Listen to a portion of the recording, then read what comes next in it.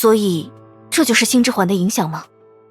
按照松雀他师父白吉先生刚才的说法，是希娜在与灯的战斗中超限使用了星之环的力量，才会导致目前的这种病理性疲劳。我们应该早注意到的。唉，希娜这也太不惜命了。等她醒来，咱几个可得好好跟她说道说道。话虽如此，如果没有希娜想到用破气之法应对破气之术，我们与灯的战斗恐怕也凶多吉少。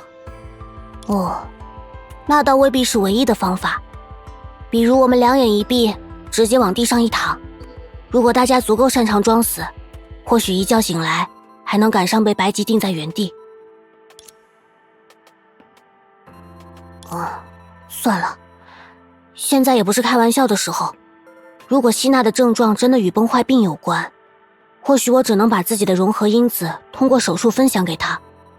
虽说火星人能不能接受地球人的融合因子，也完全是未知数。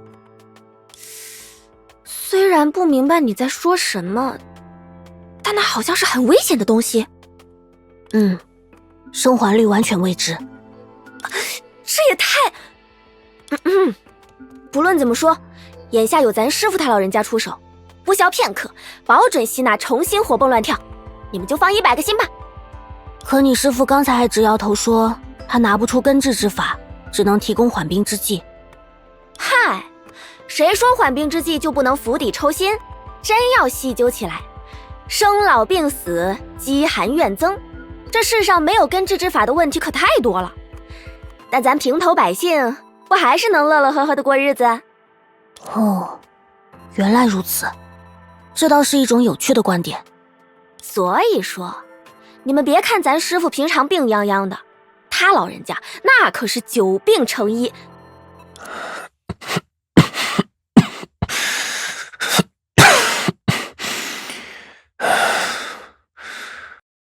师傅，叨扰诸位谈话，你们的朋友夜已无碍。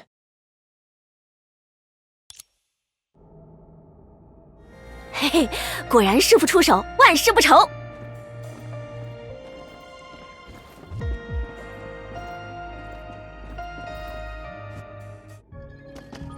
哇，还真是跟我一模一样呢。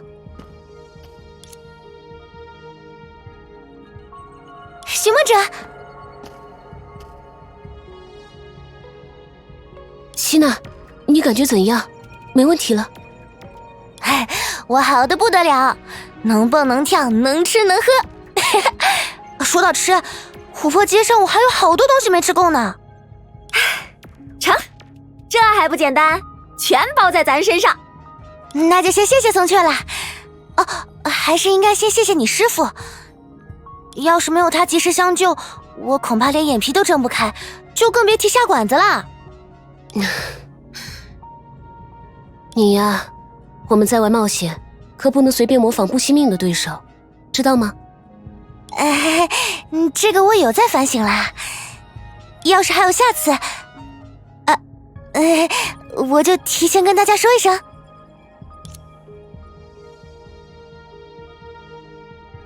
这是希娜的分身，是用她的毫毛变出来的吗？不，先不谈那些，用这个要怎么治病？毫毛？啊，难道白吉先生刚刚拔了我的头发吗？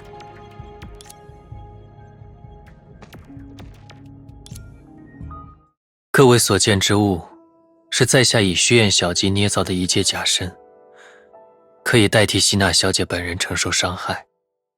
哦，是这样啊。那以后我从再高的地方跳下来都不会有事。我倒是有很多大胆的想法呢。你不能这样理解吧？嘿嘿，我开个玩笑嘛。无论如何，看来希娜的确没事了。多谢白吉先生出手相救。举手之劳，无需挂怀。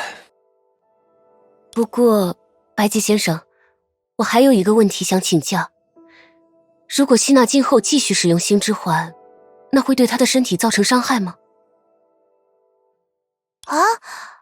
都说了没事了，你可别想拦着我和你并肩作战呀。无妨，只要希娜小姐不再以自身为代价，超限发挥星之环的功用，星之环便不会对她造成任何影响。不如说，此间唯一的疑问反而是，她为何能听凭心意将其超限？啊，一般人其实不行的吗？如此我等凡夫俗子，就需预支代价。比方说，邓小姐行于破气之途已有100年，在如此漫长的时光中，她的所有积蓄，却也无法与你一时的超限匹敌。听起来，你这位老师傅倒是很了解星之环的事。了解一词，未免言过其实。我只是从友人处偶然得到了这份礼赠，对他的认知不过是盲人摸象。所以，即使自己并不了解，白吉先生竟然也能为灯坊造出星之环的赝品，这也太厉害了吧！那更多是他本人的造化。毕竟，在得到这份厌恶前，他已拥有与离恶石像作战的能力。而另一方面，我也无法为不具天资之人提供便利。无论如何，虽然有些僭越，但灯对各位的误会，亦有我思虑不周之处。如果能以解决希娜小姐的病症作为补偿，便是再好不过。其实仔细想想，我们的行为在他眼里，大概也挺可疑的。因果相生，何须细究？如今此事已了，若在下此前所言，诸位还应尽早离开廊丘。若是好奇假身之法，我有一书，可教诸位慢慢研习，他日定可自食此道。白吉先生怎么又开始送客了？欧夏的灾祸虽未根除，但廊丘实属危机四伏。相较而言，诸位还是身处欧夏更为安全。何况，待到仪式开始，诸位将再无离开廊丘的机会。这一点，松雀也告诉我们了。啊，对了，是不是还得把这个我一起带上？毕竟，那可是与我性命息息相关的宝贝啊！那倒不必，虽说是缓兵之计，但希娜小姐的确已经痊愈。诸位无需忧心，这并非是在下首次应用此法。希娜小姐所受的伤害，却已转移至这假身之上，不会复返。至于在下是否还有余力维系，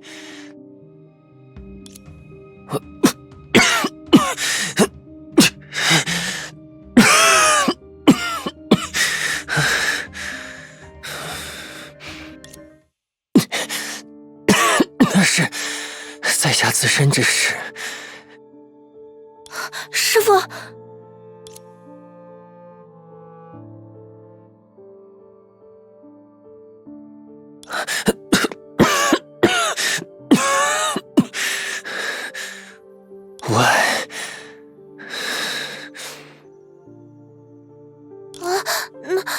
难不成白吉先生所说的维系假身是要靠……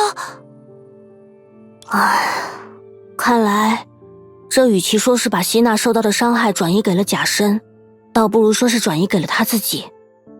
对不起，白吉先生，我给你添麻烦了。事情并非诸位所想，维系假身，这与直接承受伤害毕竟不同。于在下而言，不过是选界之际又添一分，无需介意。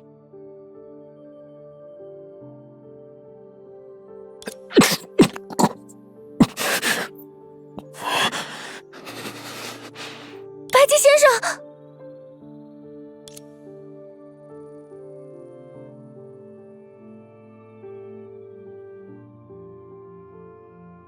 师父，这是……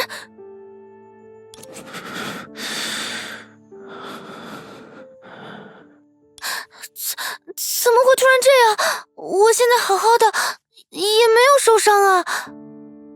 对不起，白吉先生，对不起。非也，顾及缠身恰巧发作，实与诸位无关。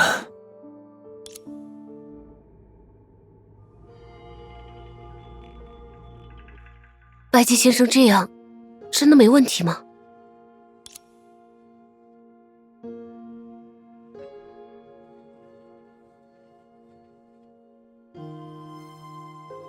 嗨，咱师父这是老毛病了，你们不必紧张，他只需静养一阵就好。老毛病。比起记忆中的白吉，现在的他似乎虚弱了许多。难道是因为……臣客救急，不足为意。以此番病容示于人前，的确有些失礼。但光阴之人，在下尚有100年前的过失，急需弥补。送去。得嘞，师父，咱这就替您送客。您老人家好生休息。琥珀街上还有好些地方他们没瞧过呢。眼下希娜又能吃能喝，活蹦乱跳了，咱这就带着大家再好好感受一番烟火气，绝不失了礼数。宋缺，烟火气，只怕已无暇欣赏。没错没错，过了这村就没……师父，宋缺，气势已至。啊！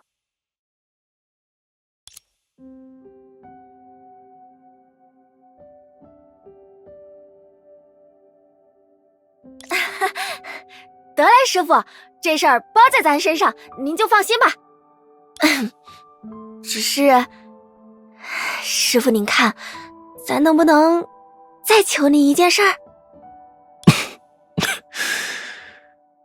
你倒也不必。嗨，您看咱与这些朋友也算同生共死一场，虽说没机会遍览廊丘街巷烟火，但您能不能让他们也跟着咱去仪式现场一趟？毕竟这树平定影灾的场面可不是人人都能有机会得见，即使只瞧一眼仪式的现场，那也能叫人心生赞叹，不虚此行。我知道你的意思，但宋缺，形势紧迫，我们实在不能再节外生枝。师父，这不是有您坐镇吗？就让他们先去仪式地点，等咱准备妥当，待到仪式要正式开始，他们就马上离开，绝不逗留。毕竟一起经历了这么多事，咱倒是有点舍不得了。你应当明白，他们还是尽早离开为妥。白姬先生请放心，来去廊丘的路途我们已经熟悉，只要松雀他一发话，我们就立刻返回欧夏，绝不会乱生事端。没错没错，我们和松雀一样，都是值得您信任的好人。真是好有说服力的论据。师父您瞧，大家都这么配合，咱这请求也算是众心所向，众望所归。宋缺，师父，您纵容咱任性这么多次，就让咱再任性这一回，成吗？也罢，为师理应更相信你一些。多谢师父，您老人家放心，别管是他们的安全还是廊丘的仪式，您就放心交给咱，保证万事妥帖，大吉大利。对了，既然师傅首肯，那就先有劳各位去仪式的地点稍事歇息，待咱收拾妥当，再给你们一个惊喜。啊，嘿，就是换衣服啦。那样金贵的衣服，咱这辈子可没几次能穿它的机会呢。好啦，你们动身吧。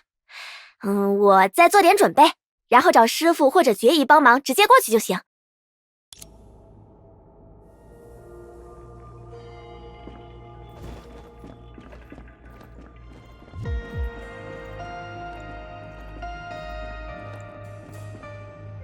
喂，这边，是松雀，他还真比我们更快呢。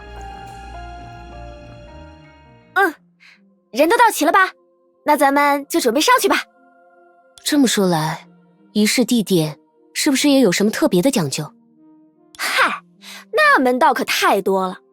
此处位居廊丘中央，高能俯瞰东西，视不绝于南北，举目便可观云望气，凝神极效，成败凶吉。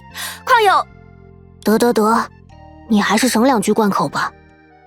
嘿嘿，总而言之，这里可是一块风水宝地，而且离末日之矛也近，外人撤离起来也很方便。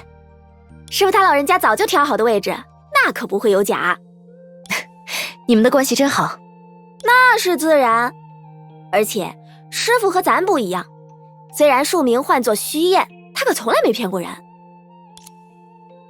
嗨，咱们这是最后的相处时光了，我老提师傅的事儿干啥？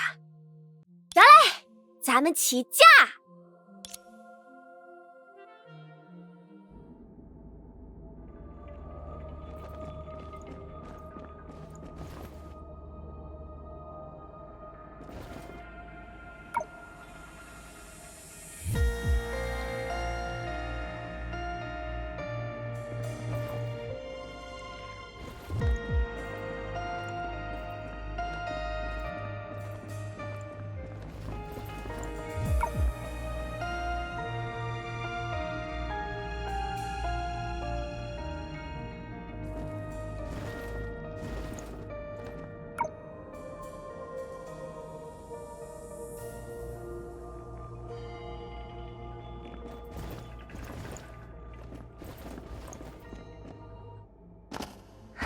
到了！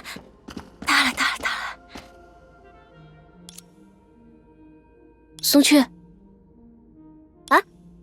怎么了？你好像很紧张，没事吗？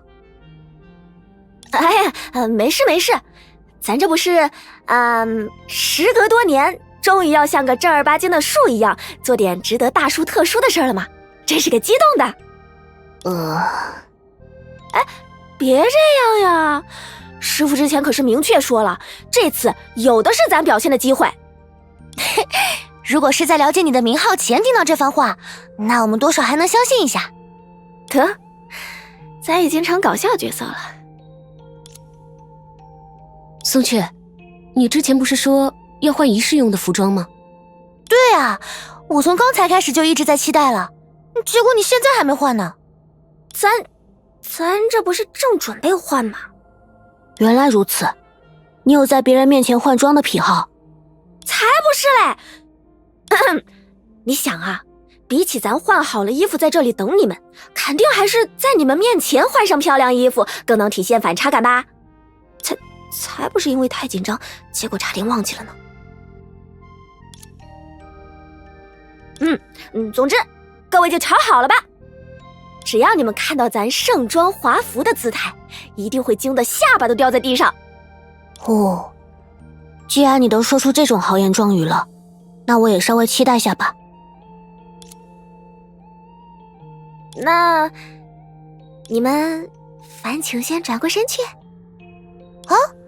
有什么关系？这里都是女孩子嘛。不可，此乃术之秘仪，不能行伤风败俗之举。快转过身去。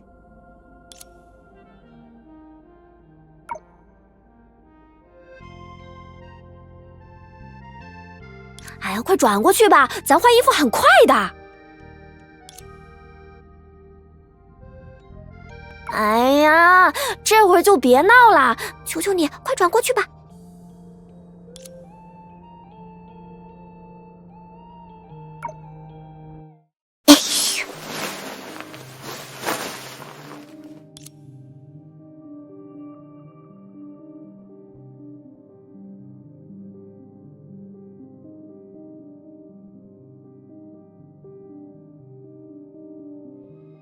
松雀他好像确实有点怪怪的，你们不会才意识到吧？那你分析一下。不是我擅长的领域，徐梦者，交给你了。我也说不清，如果换作是我，只是与几位过客告别，我会如此不舍吗？但怎么了，松雀？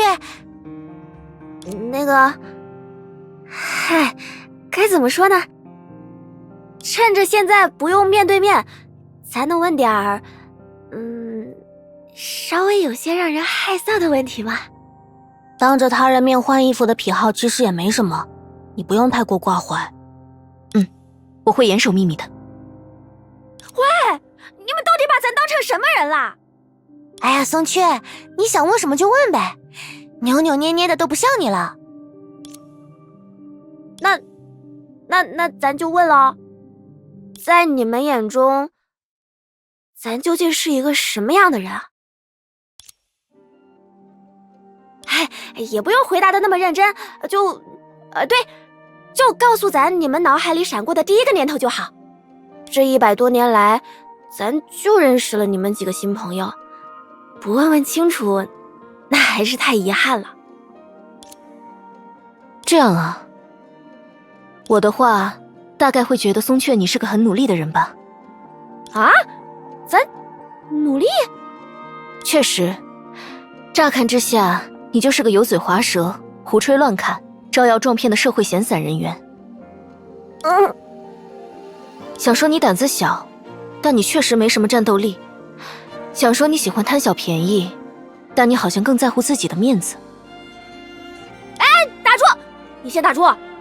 你怎么不说则已，一说就把咱说的一无是处啊？据我的理解，这只是一种他个人惯用的修辞手法。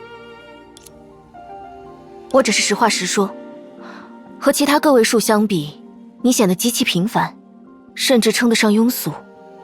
但就是这样的你，却对身边的人们最为热心。无论危急也好，这一路上的各种冒险也好，你从来都没有放弃的意思。能够拼尽全力的生活，这其实很了不起。这或许是你唯一的优点，但它足够让我喜欢上你。赫利亚，我对你的看法也差不多。真的吗？你也不用这么意外吧？咱还以为克拉丽一定会更加不留情面一些。你这是误解。事实上，我相当客观公正，不会像赫利亚那样搞什么欲扬先抑。那是。我想想啊，我对松雀你的看法可能还要更简单一些。怎么说呢？我觉得我们其实还挺像的，都是普普通通又可可爱爱的女孩子，仅此而已。啊？说咱普通还可以理解，想想之前发生的那些事，你真的能算普通人吗？当然能算了，普通的标准哪有那么死板啊？而且还有可爱，这可是很重要的，至少比普通重要多了。然也。这么说来，对不住，徐梦者，咱能一会儿再听你的答案吗？衣服换好啦。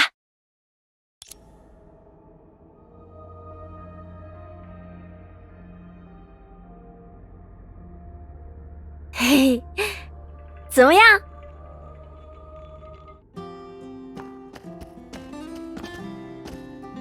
这可真是令人刮目相看呢。人靠衣装，佛靠金装。嘿嘿，咱这次可没吹牛吧？是不是把你们惊得下巴都掉啦？确实是不辱数之威仪的装扮。多谢各位看官的夸奖。哎，对了，抱歉刚刚打断了你，方才你刚要说对咱的看法来着？不，没什么特别的。我的看法其实就是希娜的那个意思，对吧？穿上这身衣服的你更让我确信了，你果然是普通又可爱的女孩子嘛。许梦哲，你松雀，你怎么了？没事没事，咱好得很。只是树的力量已经开始共鸣了，也就是说，现在就是咱们之前说好的那个，你们必须启程的时间。这样啊，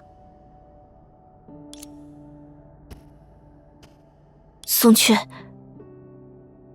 今天非常感谢大家一直陪伴在咱的身边，不仅陪咱逛了想逛的地方，吃了想吃的东西，玩了想玩的游戏，还陪我穿上了这件我一直想要穿的衣裳，还有也告诉了咱你们最真实的想法。怎么说呢，还真没想到咱松雀能在这100多年后交到4个真心实意的好朋友呢。希娜，别这样，搞得气氛像是生离死别似的。但是通道一旦关闭，我们确实就没法再相见了。是吗？嗨，未来的事那谁说得准？或许1世之后，咱们能一劳永逸地解决影灾呢。到那时候，师傅他或者其他树里的能人再花个10年100年的，说不定就又能找到什么重启末日之矛的法子。说的也是。好啦，今天这一天咱也算是任性了个够，现在起得陪师傅他们干正事了。松雀，其实你七术之仪，顷刻便要开始。闲杂人等，请就此回避。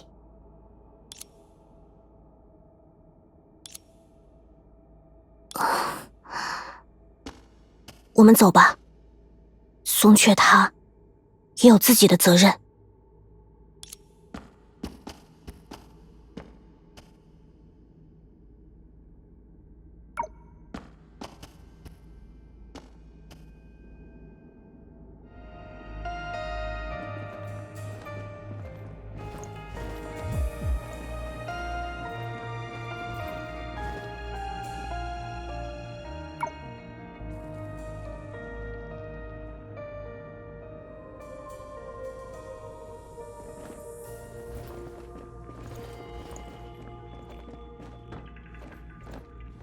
你刚刚想对他说什么？我想说，她是个普通而可爱，并且一点也不擅长骗人的女孩。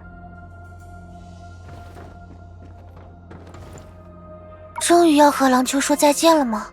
没办法，我们自己也有任务在身。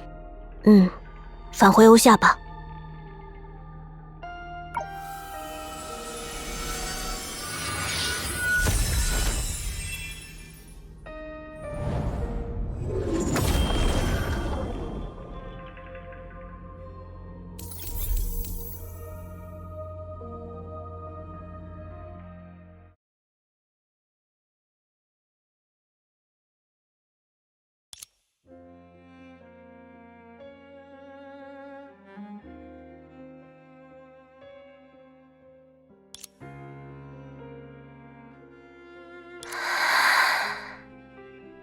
真是的，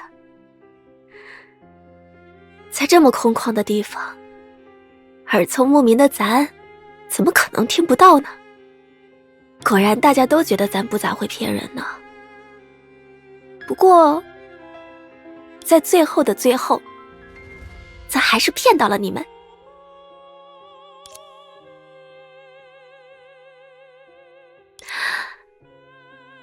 永别啦，自愿被欺骗的友人们。